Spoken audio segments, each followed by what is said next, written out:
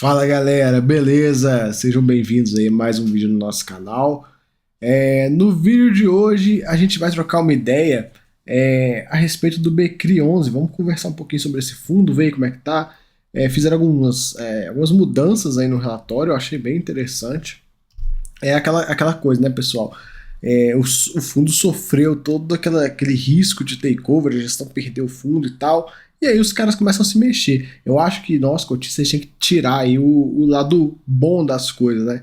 A gente não pode simplesmente, tipo, ah, não, beleza, não quero que o fundo saia da Banestes e vá para Suno. Tá, beleza, eu entendo o que você não quer, mas eu acho que a gente tem que, nesse tipo de momento, tem que chegar assim, ah, não quero que o fundo saia da Banestes e vá para a Suno, e Banestes, para você ficar com esse fundo, eu quero que você faça X, Y, Z. Então, eu acho que temos que utilizar essa artimanha. Então, seja para reduzir uma taxa, melhorar o relatório, enfim, dá para explorar bem essa coisa, tirar um pouco, né? Tirar um ganho aí.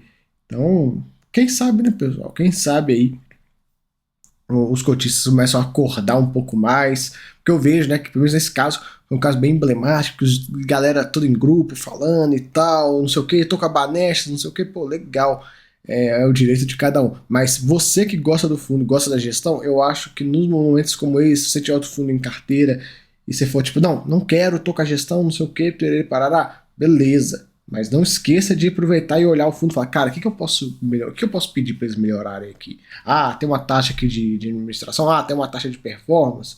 Ah, eu posso pedir uma melhora no relatório. Ah, eu quero que o gestor apareça mais em live. Enfim, N possibilidades.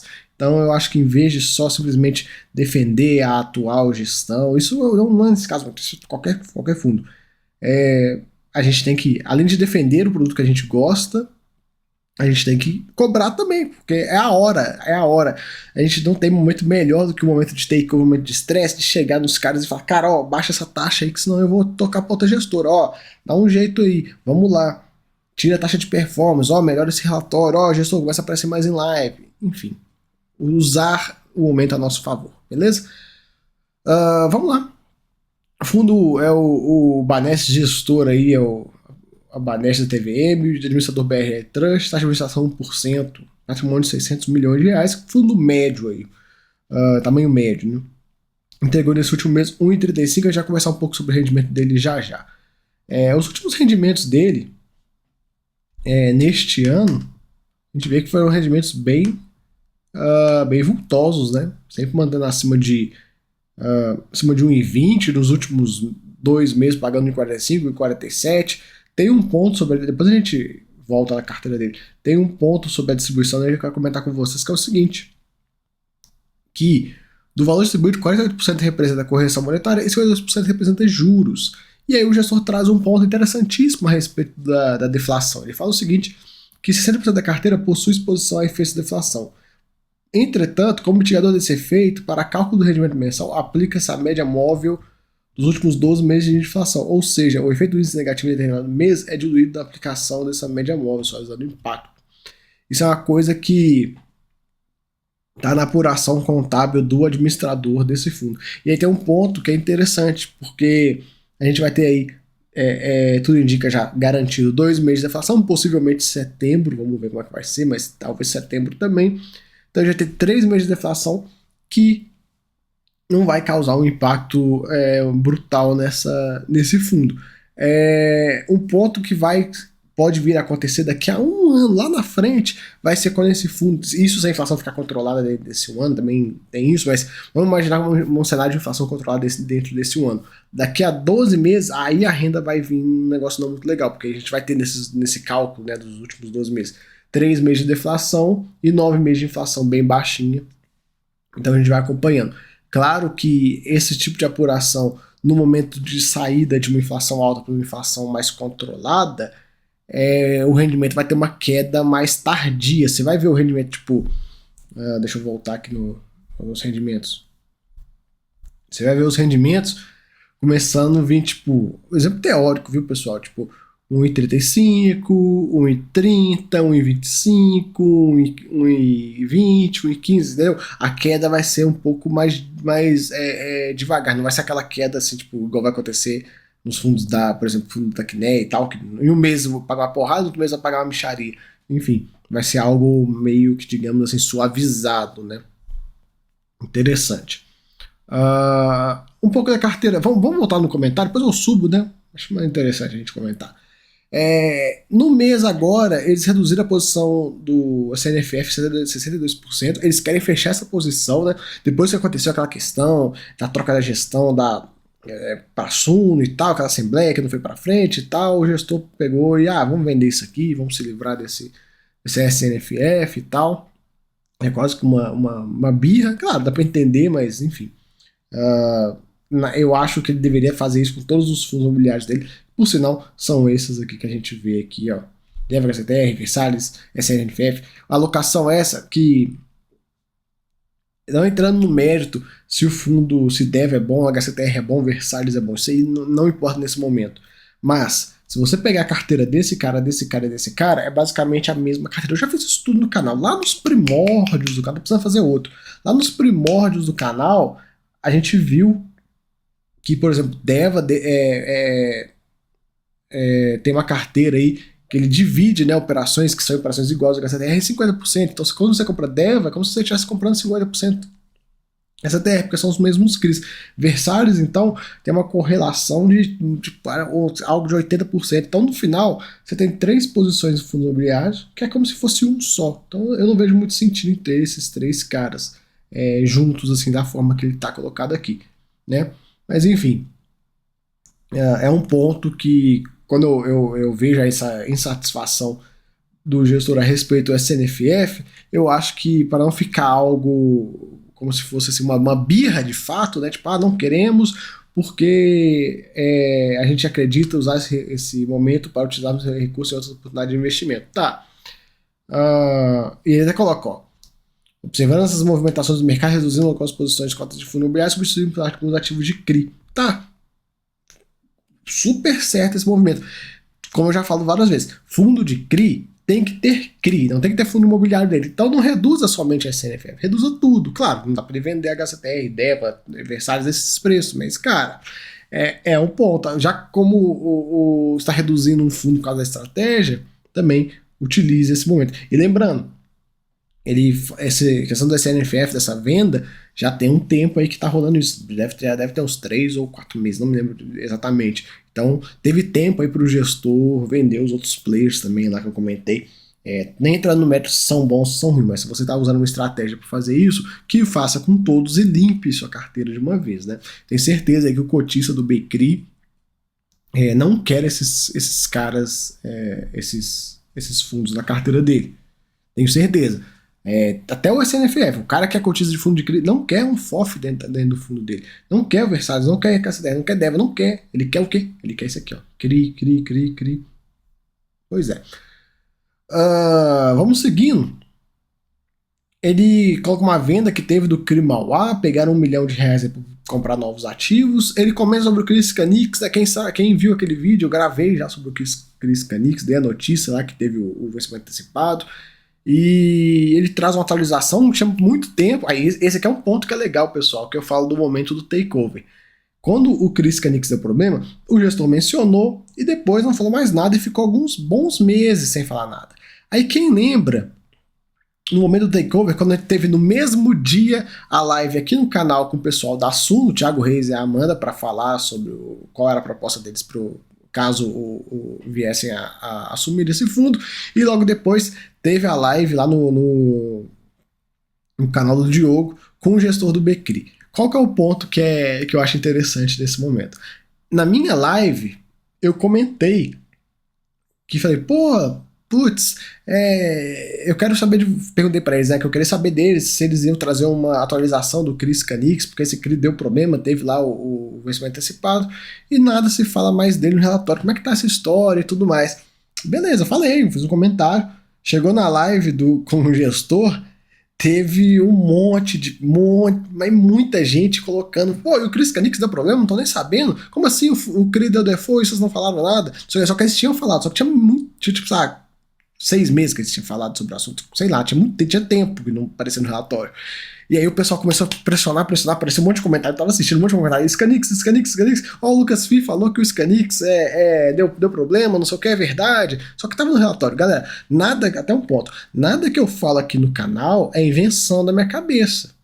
Eu trabalho com fatos. Então, quando o gestor pega o Chris Canix e coloca para mim, ó, deu problema, e eu vou lá e abro os documentos no site da securitizadora, pra gente ver o que tá acontecendo de fato, eu não tô inventando, eu tô abrindo documentos que são públicos, diga-se de passagem, e tô mostrando para vocês, porque às vezes o gestor ele escreve, por exemplo, ele escreve um parágrafo falando, igual aconteceu no caso do ARI 11, que eu gravei aqui no canal, escreve um parágrafo falando que teve vencimento antecipado e tudo mais, por XYZ. Aí quando você vai no site da securitizadora e abre para entender o que aconteceu, você acha, tipo, 7 assembleias que aconteceram no último ano, falando de problemas, uso de fundo de reserva, etc, etc, etc. E você fala, pô, essa história tá mal contada, está contada pela metade. Nem pela metade, é por menos da metade. Então, tudo que eu falar aqui com vocês não é invenção, são informações que eu vou lá, procuro, vou atrás e tudo mais. E aí foi legal, porque o pessoal, voltando, né, à história, o pessoal começou a cobrar, falar o que é isso que está acontecendo, o gestor nem tratou desse ponto, mas o gestor logo se prontificou a colocar no relatório, e aí voltou até essa nota, que eu acho super importante, todo mês, galera, vocês sabem que pessoalmente eu não sou muito fã de MXRF, né, pra quem não sabe, eu não gosto, não sou muito fã do fundo, mas uma coisa que o MXRF faz, que se eu não me engano só ele faz, e faz muito bem, é ter uma página do relatório só para falar dos defaults que o fundo teve. Então, tipo, tem, e hoje, no momento atual, essa página representa 0,6% do PL do fundo. Tipo, não tinha nem necessidade de estar lá, se você pensar em, tipo, o tamanho e tudo mais. Porém, e são assim, tem default lá, depois quem assistiu o vídeo, quem ficar, tipo, como assim teve default no MXRF, abre lá os vídeos que eu gravei sobre o MXRF que eu explico. Mas foram, assim, defaults que aconteceram lá em 2016, 2015, o negócio tá, assim, anos e anos e anos. Claro, até hoje ele não conseguiu liquidar a garantia para pegar o dinheiro, mas enfim. Defaults que aconteceram lá atrás, que hoje representam nada do PL e que estão lá no relatório de forma clara para você chegar a ler e falar, beleza, tudo bem, tô ciente.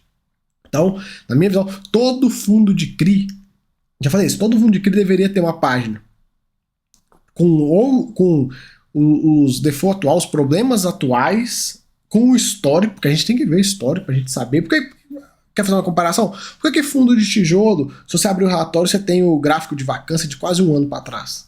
Dependendo do fundo. E por que no fundo de papel, quando der um problema, por que simplesmente pegam e limpam para debaixo do tapete e fica por isso mesmo? Se você não lê os relatórios, você não vai achar. Então, na minha visão, fundo de papel tinha que ter uma seção do relatório onde ele colocaria defaults em aberto na carteira. Ele colocaria lá, Chris Canix, beleza, o que aconteceu? Um breve resumo e atualização do mês. O que fizemos nesse mês para... Como é que tá o andamento dessa situação? Não mudou nada. Pra vocês terem ideia, no MXRF fizeram isso muito bem. Muito bem. Tinha mês que não acontecia. Pra vocês terem ideia, eu li todos os relatórios do MXRF que são disponíveis no site da XP desde 2014. Se eu não me engano, é 2014 que começa, 2015, 2014. Eu li todos. Pra fazer esses vídeos e tal. E, cara, tinha mês que não acontecia nada, mas o gestor colocava. Nesse mês não aconteceu nada. Então é isso que a gente quer, pô. É isso que eu brigo tanto. Então, coloquem uma página, pelo amor de Deus, coloquem uma página. Nesse caso, como não tem necessidade, porque é um ponto pequeno, né? Mas, tipo, coloquem uma página com atualizações. Primeiro, defaults na carteira, barra vencimento antecipado da carteira, em andamento. Aí ia colocar Chris Canix, deu problema assim, ou default, barra vencimento antecipado, barra problemas, ou assembleias em geral. Chris Canix deu problema assim, assado, estamos nesse mês de atualização. Nada atualizou, tá tudo do jeito que tava, beleza. Aí uma sessão com defaults do passado, pro cotista entender como é que foi a história, contando a história, no mês tal, do ano tal, o CRI deu problema, e aí depois, fechamos a operação no ano tal, do mês tal, dando um histórico. E no final dessa página, isso assim, é o meu desejo perfeito para um fundo de CRI. E no final dessa página, tinha que ter lá assim, assembleias barra fatos relevantes dos CRIs no mês. Porque os CRIs soltam fatos relevantes, tem assembleia. Então imagina você chegar no relatório do fundo de CRI, você abrir a carteira e você vê lá, assembleias do mês. Ah, teve o CRI Mauá que teve assembleia para, sei lá, liberar o uso do fundo de reserva com finalidade X. E aí a gestão colocar isso pra gente, colocar como ela votou, se foi a favor, se foi contra, e uma ponderação sobre isso. Ó, putz, a gente votou contra porque a gente não quer que use o fundo de reserva, a gente quer que vença a operação, que a gente acha mais interessante. Ah, não, a gente não quer vencer a operação, a gente quer que use o fundo de reserva porque é mais interessante pra gente. Enfim, trazer isso pra gente. Por que eu falo isso, pessoal? Porque tem, no fundo, eu gosto de comparar com o fundo de tijolo, nesse caso, por quê? Porque se um fundo de tijolo aluga um fundo de um HGLG que tem quase 1 milhão de metros quadrados, se ele alugar 1.000 metros quadrados, ele vai colocar no relatório pra gente. Então o fundo de CRI tem que colocar tudo pra gente. Assim, pelo menos essa é a minha visão para fundo de CRI. Eu acho que tem que colocar, e claro, não dá também pro gestor simplesmente jogar a informação lá e não dar um disclaimerzinho, porque nem todo mundo vem, me assiste, entende o que está acontecendo, mas o cotista tem que ser capaz de ler e entender se isso é alguma coisa boa, se é uma coisa ruim, porque se o gestor simplesmente jogar a informação, pode ser que o cara entenda como algo, nossa, é o fim do mundo, não sei o quê, e seja algo que a gestão está confortável. Então, acho que seria legal. Falando em operações que estão dando uma dorzinha de cabeça, juntamente com o Scanix, saiu esse fato relevante. Eu vou trazer aqui, que eu não gravei esse fato relevante de forma isolada, e vou colocar nesse vídeo, que é o seguinte. Tem um CRI aqui, o CRI da Vibra, que é esse daqui, ó. Esse CRI aqui, BR Distribuidora. Ele coloca, ó, CRI lançado em recebíveis do contrato de aluguel no qual a Vibra, antiga BR Distribuidora, figura como devedor. É traço de um prédio comercial onde fica a sede da Vibra, de uso exclusivo, construído por uma torre única com 10 pavimentos e 4 subsolos. É um contrato atípico. E aí tem uma securitização nesses recebíveis aí, nesse aluguel. Aí vem aqui um fato relevante sobre que a Vibra, que no caso é a BR Distribuidora, ingressou com o pedido de arbitragem contratual para discutir as condições contratuais do instrumento particular de contrato atípico de locação firmado entre a BR e essa Confidere OGB Imobiliária, do dia 14 de abril de 2011. Mas os esclarecimentos são divulgados. O que aconteceu? O que a Vibra fez? A Vibra está contestando o contrato atípico, e a gente já viu aí várias vezes inquilinos contestando o contrato atípico, e aí vocês veem que a história não vai para um caminho muito bom, porque no Brasil tem essa coisa, né? Às vezes o cara que está julgando, ou a empresa mesmo, se acha no direito de querer contestar um contrato que foi assinado lá atrás. Então tem que cumprir o contrato. Eles começam a querer contestar, falam, não, veja bem e tudo mais. E aí, como esse contrato, esses recebíveis é o fluxo do CRI, o que vai acontecer? Se por algum acaso a Vibra tenha ganho de causa e o CRI comece a ficar inadimplente ou diminui o valor, enfim. É uma dorzinha de cabeça aí que a gente vai ter que acompanhar. Enfim, galera, vamos acompanhando. Como eu comentei, né? O gestor soltou um fato relevante. Agora imagina, no caso, você tem uma página no relatório com atualização do Scanix, atualização da Vibra e tudo mais. Putz, ia ser muito melhor, ia facilitar muito mais a vida, o estudo, o histórico do fundo. Putz, ia ser... enfim, ia ser mais interessante. Vamos lá. Aqui é a carteira dele, eu vou só mostrar para vocês como é que tá. A gente vê aí as posições bem diversificadas, a maior posição tá em 5%, tá muito bom mesmo. E a gente já comentou aí dos fundos imobiliários que ele tem. Vamos ver aí se ele se desfaz, não só do SNFF, né? Com um pouco a composição da carteira entre CRI, FI e fundo de investimento, a gente vê aqui. O grosso da carteira em PCA mais 7,43, uma taxa boa, né? Uma taxa boa, não é ruim não. Bastante série sênior ou única. E o setor do ativo, bastante crédito corporativo. Crédito corporativo entenda como esse caso da própria Vibra, né? A distribuição geográfica dos CRIs, foco maior aqui no Sudeste, dureza da carteira e o LTV médio aí. Aqui um pouco da questão de negociação, volume negociado no mês, liquidez dele é bom, não tem nem como comentar. Composição do rendimento que é entre juros e correção monetária, a gente vê aqui. E aquilo que ele mudou, né? Colocou uma informação um pouco melhor de cada uma das operações. Ficou legal, gostei. Dá uma melhorada aí pro cotista conseguir entender o que está acontecendo. No mais, galera, é isso aí que a gente tem aqui no Becri. Vamos acompanhando.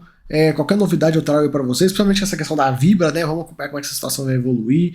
Mas no mais, o fundo aí tá rodando direitinho. A questão do possível takeover, tudo indica que não vai para frente, né? Teve aquela questão das assembleias, que foi, não foi, foi, não foi, foi, não foi. E por fim, retiraram e parece que até então não vão mais voltar. A gente vai acompanhando. Qualquer novidade também a respeito disso, né? Quem sabe aí mais alguma investida para cima dele, eu trago para vocês, beleza? Fica aí o vídeo, até a próxima. Fui!